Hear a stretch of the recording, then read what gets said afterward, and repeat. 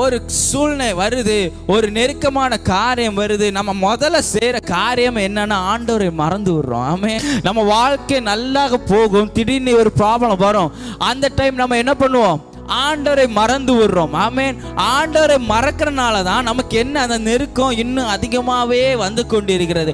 இதே ஆண்டவரை மறக்காம நம்மளோட வாழ்க்கையில சரி நெருக்கம் வருது, பரவாயில்ல, எல்லா வாழ்க்கையிலும் வர்றது தானே, ஆண்டவரை நோக்கி கூடும். அப்பா, எனக்கு இந்த காரியம் வந்திருக்கு, எனக்கு இந்த மாதிரி ஒரு சூழ்நிலை வந்திருக்கு, இந்த மாதிரி ஒரு சோதனை வந்திருக்கு, ஆண்டவர்கிட்ட நீங்க போய் உங்க நெருக்கத்தை சொன்னீங்கன்னா அதை விட்டுட்டு என்ன பண்ணுவோம்?